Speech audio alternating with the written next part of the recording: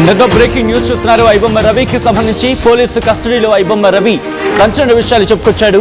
మళ్లీ పైరసీ జోలికి వెళ్ళను అంటూ చెప్పుకొచ్చినట్టుగా తెలుస్తోంది. 6 ఏళ్ల పాటు తనెవరూ పట్టుకోలేకపోయారు. అదే ధీమాతో నెట్వర్క్ ని బిల్డ్ చేసుకున్నట్టు, నెట్వర్క్ ని ఎక్స్పాండ్ చేసుకుంటూ వెళ్ళానంటూ చెప్పుకొచ్చాడు ఐబొమ్మ రవి. కేవలం డబ్బు సంపాదించాలనే లక్ష్యంతోనే మొదలుపెట్టా అన్నాడు రవి. అయితే పైరసీ తప్పని గుర్తించలేదని పోలీసులకు చెప్పినట్టుగా తెలుస్తోంది. రవి జైలు నుంచి విడుదలయ్యాక పూర్తిగా మారిపోతా, పైరసీ జోలికి అస్సలు వెళ్ళనంటూ పశ్చాత్తాపాన్ని వ్యక్తం చేస్తున్నట్టుగా తెలుస్తోంది. పైరసీ సినిమాలతో రవి 20 కోట్లు సంపాదించినట్లు అంచనాలున్నాయి. ఐబొమ్మ రవికి మద్దతుగా సోషల్ మీడియాలో ప్రస్తుతం పోస్టులు వేస్తున్నాయి. టికెట్ రేట్లు, థియేటర్ల దోపిడీ తట్టుకోలేకే ఐబొమ్మలు సినిమాలు చూస్తున్నామంటూ జనాలే ఒప్పుకుంటున్నారు. సో జనాలే బయటకు వచ్చి చెప్తున్నారు. ఈ స్థాయిలో, ఈ లెవెల్లో రవికి మద్దతు పెరగడానికి కారణాన్ని వాళ్ళు చెప్పడం జరుగుతోంది. ఈ క్రమంలోనే ఇండస్ట్రీని క్వశ్చన్ చేస్తున్నారు. సినిమా ప్రొడ్యూసర్స్ని కావచ్చు, మరి ముఖ్యంగా సినిమా ఇండస్ట్రీని ప్రశ్నిస్తున్నారు.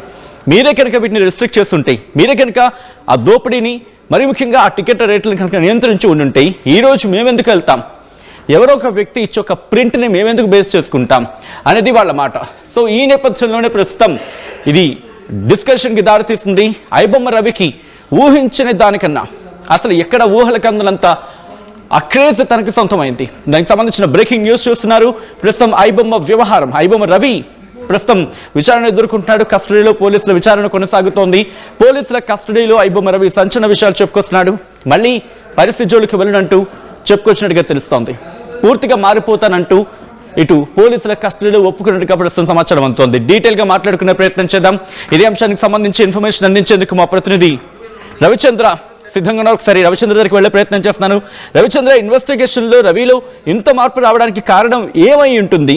మరి ముఖ్యంగా పూర్తిగా ఆపేస్తారు, ఎందుకంటే నెట్వర్క్కి సంబంధించి మాట్లాడుకున్న క్రమంలో ఆల్రెడీ ఐబొమ్మ రవికి అంటే ఐబొమ్మ 1, 2 ఇలా ప్రత్యేకమైన పేరుతో మళ్ళీ స్టార్ట్ అయిన సందర్భం ఏమంటున్నాడు రవి? సచిన్, రీసెంట్ డేస్ లో సంచలన కేసుగా మనం ఫీల్ అవ్వచ్చు ఐబొమ్మ రవి అరెస్ట్ వ్యవహారం. పైరసీకి సంబంధించి తెలుగు చిత్ర పరిశ్రమ దాదాపుగా దశాబ్ద కాలంగా పోరాడుతూనే ఉంది. పైరసీని అంతమొందించాలని, పైరసీదారులను పట్టుకోవాలని. ఆ ప్రయత్నం ఐబొమ్మ రవి రూపంలో కొంత సఫలీకృతమయ్యారనే చెప్పుకోవచ్చు. ఐబొమ్మ రవిని అరెస్ట్ చేసిన తర్వాత పైరసీ ఆగిందా అంటే లేదు. ఐబొమ్మ వెబ్సైట్ ఏదైతే ఉందో ఆ ప్లాట్ఫామ్ ఒక్కటే ఆగిపోయింది, కానీ ఐబొమ్మ 1 అంటూ మరొకటి పుట్టుకొచ్చింది. అలాగే మిగిలిన ప్లాట్ఫామ్స్ ఏవైతే ఉన్నాయో అవన్నీ కూడా రన్ అవుతూనే ఉన్నాయి. సో ఐబొమ్మ రవి వ్యవహారానికి వస్తే పోలీసులు 5 రోజుల పాటు విచారించినప్పటికి కూడా ఆయన దానికి సంబంధించి కీలకమైన సమాచారాన్ని ఏది కూడా పోలీసుల విచారణలో తెలియచేయలేదనే తెలిసింది.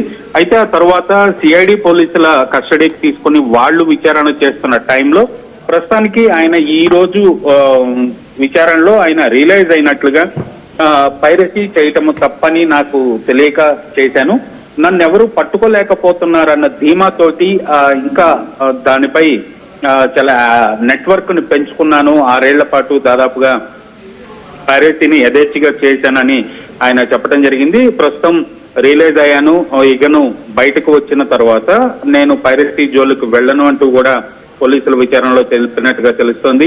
అయితే డబ్బు సంపాదనే ధ్యేయం అనుకోవచ్చు, అది ఒక క్రేజీగా ఫీల్ అయ్యారు. సో జనానికి నేను ఒక ఫ్రీగా సినిమా చూపిస్తున్నాను, ఇండస్ట్రీ ఎవరికి దొరకటలేదు, పోలీసులకు దొరకట్లేదు, చట్టానికి దొరకట్లేదు అనే ఒక క్రేజీ తోటి, అలాగే డబ్బులు ఈజీ మనీ కూడా వస్తుంది కాబట్టి ఖచ్చితంగా అది కొనసాగించినట్టుగా తెలుస్తుంది. ఆ డబ్బుతోనే దాదాపుగా తను కరేబియన్ లో పౌరసత్వాన్ని తీసుకున్నారు. అలాగే కొన్ని ఇతర దేశాలన్నీ కూడా తిరిగి వచ్చాడు. సో ఇప్పుడు రవిలో రియలైజేషన్ అయితే వచ్చినట్టుగా తెలుస్తుంది. ప్రస్తుతానికి విచారణలో ఉన్నాడు. మరి కోర్టులు ఎలాంటి తీర్పు ఇస్తాయి, ఆయనకి శిక్ష వేస్తారా, లేదంటే రియలైజ్ అయ్యాడు కాబట్టి బయటకు వచ్చిన తర్వాత నిజాయితీగా తను చెప్పినట్లుగా పైరసీ జోలికి వెళ్లకుండా తన ప్రొఫెషన్ ఏదో సాఫ్ట్వేర్ ఎంప్లాయ్ అనుకుంటాను, ఆ ప్రొఫెషన్ కంటిన్యూ అవుతాడా అనేది చూడాలి. ప్రస్తుతానికి ఇండస్ట్రీ అయితే కొంత ఆనందపడ్డప్పటికి కూడా ఎక్కడా కూడా పైరసీ అంతం కాలేదు. యథేచ్ఛగా మిగిలిన సైట్లు అయితే జరుగుతూనే ఉన్నాయి. వాటిపై మా పోరాటం కొనసాగిస్తామంటున్నారు ఫిల్మ్ ఛాంబర్. కానీ ఇంట్రెస్టింగ్ గా, ఎందుకంటే జనాల నుంచి కూడా అదే రిక్వెస్ట్ వినిపిస్తోంది, అదే డిమాండ్ వినిపిస్తోంది. టికెట్ల రేట్ల పెంపు వ్యవహారం, అలాగే థియేటర్ల దగ్గర దోపిడీ అంటూ కూడా, మరి ముఖ్యంగా మల్టీప్లెక్స్ల దగ్గర దోపిడీ అంటూ కూడా తీవ్రమైన చర్చ జరుగుతోంది, పాప్కార్న్ సెంట్రిక్ గా ఇంకా చెప్పాలంటే. సో దీని మీద ఏమైనా ఇండస్ట్రీ దృష్టి సారిస్తుందా? ఎందుకంటే మూలాల గురించి మాట్లాడుకుంటున్న క్రమంలో మూలాలను కనుక పూర్తిగా నియంత్రించగలమా, లేకపోతే పూర్తిగా తొలగించగలిగితే అప్పుడు ఐ బొమ్మే కాదు ఇంకో బొమ్మలు అంటే ఎన్ని బొమ్మలు వచ్చినా కూడా ఇబ్బంది లేదు మాకు, మేము నేరుగా థియేటర్కి వెళ్ళి చూస్తాం అనేది ఒక జనం నుంచి వ్యక్తమవుతున్న అభిప్రాయం. ఇండస్ట్రీలో ఎటువంటి చర్చ ఉంది దీనికి సంబంధించి రవిచంద్ర? ఖచ్చితంగా ఇండస్ట్రీలో అయితే ఒక రియలైజేషన్ అయితే వచ్చింది. టికెట్ రేట్లు ఎక్కువ ఉన్నందువలన ప్రజలు కూడా థియేటర్కి రావట్లేదు, థియేటర్కి వచ్చే ప్రేక్షకుల సంఖ్య తగ్గిపోయింది, ఫుట్ ప్రింట్స్ తగ్గిపోయాయి, థియేటర్కి వచ్చే ప్రేక్షకుల సంఖ్య పెరగాలి, అప్పుడు కానీ సినిమాలు బతకవు అనే రియలైజేషన్ అయితే సినిమా ఇండస్ట్రీలో వచ్చింది. నిర్మాతలు, ఫిల్మ్ ఛాంబర్, అలాగే సినిమా ఇండస్ట్రీకి సంబంధించిన ప్రతినిధులందరూ కూడా ఐబొమ్మ రవిని అరెస్ట్ చేసిన క్రమంలో పోలీస్ శాఖకు అలాగే తెలంగాణ ప్రభుత్వానికి కృతజ్ఞతలు తెలిపే సందర్భంలో కూడా వాళ్ళు మాట్లాడిన మాటలు దాదాపుగా టికెట్ రేట్ల పెంపు వ్యవహారాన్ని కూడా మేము సీరియస్ గా తీసుకుంటున్నాము, అది పెరగకుండా చూడటానికి మేము ట్రై చేస్తామంటూ కూడా వాళ్ళు అభిప్రాయాన్ని వ్యక్తం చేయడం జరిగింది.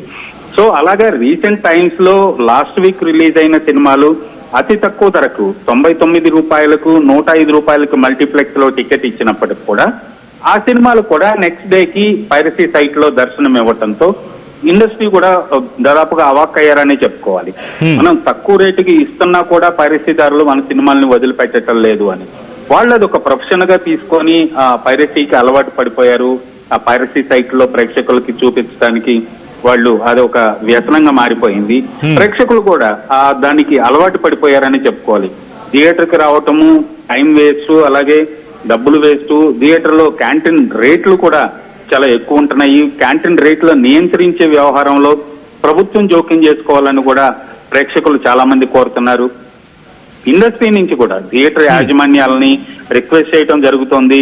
క్యాంటీన్ రేట్ల విషయంలో ఒకసారి పునరాలోచించుకోమని.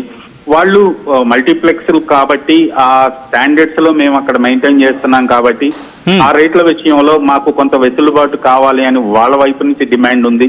ఇండస్ట్రీ కూడా దీనిపై టికెట్ రేట్ల పెంపు విషయంలో కొంత సానుకూలంగా ఉన్నప్పటికీ కూడా తినుబండారాల విషయము, అలాగే క్యాంటీన్ లో డ్రింక్స్, వాటర్ బాటిల్స్ ఈ రేట్లు తగ్గించే విషయంలో కూడా ఒక దృష్టి అయితే పెట్టారు. దానిపై చర్చ అయితే జరుగుతోంది ఇండస్ట్రీలో. Sachin, right, interesting. Thanks for update Ravichandra. మొత్తంగా అయితే మాత్రం ఐబొమ్మ రవి వ్యవహారంతో ఇటు ఇండస్ట్రీలో కూడా డిస్కషన్ ప్రారంభమైంది. ఐబొమ్మ రవిలో కూడా ఆ పశ్చాత్తాపం వచ్చిందనేది మనకు అందుతున్న సమాచారం. ఐబొమ్మ రవి తన ఇన్వెస్టిగేషన్లో భాగంగా పశ్చాత్తాపం వ్యక్తం చేస్తున్నట్టుగా తెలుస్తోంది. ఇంక ఇక్కడి నుంచి నేను ఎటువంటి పరిస్థితులు ఇచ్చాను, నేను ఇక్కడి నుంచి బయటకు వెళ్ళిన తర్వాత నా బతికేదో నేను బతుకుతాను, నేను అనుకోలేదు ఇన్నాళ్ళు ఇంత నెట్వర్క్ని బిల్డ్ చేసుకోవడం కారణం ఏంటంటే 6 ఏళ్ళు నన్ను ఎవరు పట్టుకోలేదు, పట్టించుకోలేదు, దాదాపుగా నన్ను పట్టుకోలేదు కాబట్టి ఇక నేను దొరకను అనే అభిప్రాయంతోనే నేను ముందుకు వెళ్ళాను, పైరసీ నెట్వర్క్ని బిల్డ్ చేసుకున్నాను, ఇంకా స్ట్రాంగ్ రూట్స్కి వెళ్ళడానికి కారణం అది కూడా అయి ఉంటుందంటూ కూడా తన అభిప్రాయాన్ని వ్యక్తం చేశాడు. ఆ తర్వాత ఈ రోజు పశ్చాత్తాపాన్ని వ్యక్తం చేస్తున్నాడు. పూర్తిగా మారిపోతాను, ఇటు నుంచి బయటకు వెళ్ళగానే నన్ను నేను పూర్తిగా క్లీన్గా ఉండే ప్రయత్నం చేస్తాను అంటూ కూడా చెప్పుకొచ్చినట్టుగా తెలుస్తోంది. ఐబొమ్మ రవి కస్టడీకి సంబంధించిన బ్రేకింగ్ న్యూస్ చూస్తున్నారు. మళ్ళీ పైరసీ జోలికి వెళ్ళనంటూ పూర్తిగా మారిపోతాను అంటున్నాడు రవి.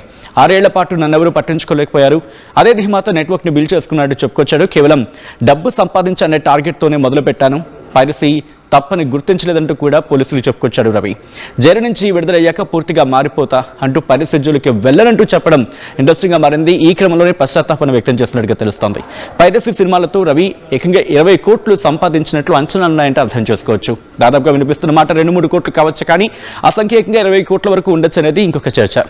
ఐబొమ్మ రవికి మద్దతుగా సోషల్ మీడియాలో పోస్టులు వెలుస్తున్నాయి. టికెట్ రేట్లు, థియేటర్ల దోపిడీ తట్టుకోలేకి ఐబొమ్మలో చూస్తూ ఉంటూ జనాలు చెప్పడం ప్రస్తుతం ఈ అంశానికి సంబంధించి బలం చేకూరుస్తోంది. ఈ కోణంలో ప్రస్తుతం ఇండస్ట్రీలో కూడా డిస్కషన్ జరుగుతోంది.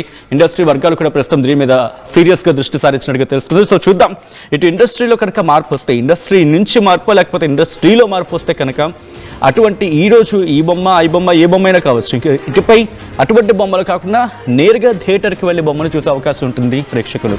మరి ఈ వ్యవహారంలో మీ అభిప్రాయం ఏంటి? యాజ్ అ వ్యూయర్గా, ఒక తెలుగు ప్రేక్షకుడిగా మీరేమనుకుంటున్నారు? మీ అభిప్రాయాన్ని కామెంట్ చేయండి.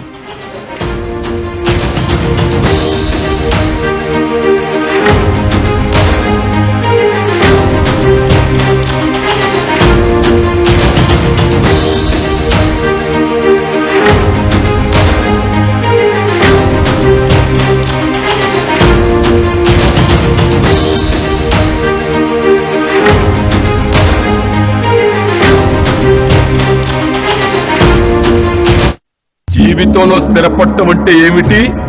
సొంత ఇల్లు కలిగి ఉండడమే. ఇల్లు కావాలంటే స్థలం కావాలి. స్థలం ఎలాంటి చోట కొనాలి? తక్కువ పెట్టుబడితో ఎక్కువ అభివృద్ధి అయ్యే ప్రాంతంలో కొనాలి. అలాంటి స్థలం హైటెక్ సిటీ ఓఆర్ఆర్ దగ్గర మిస్ అయ్యాం కదా. ఇప్పుడు త్రిబులార్ దగ్గర మిస్ అవ్వకూడదు.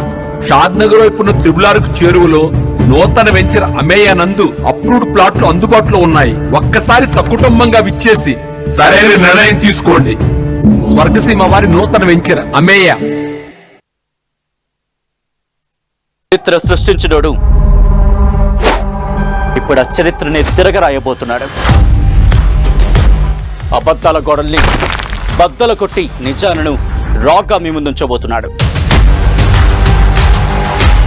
నిజమైన వార్తల కోసం వెంటనే డౌన్లోడ్ చేసుకోండి రా యాప్ని.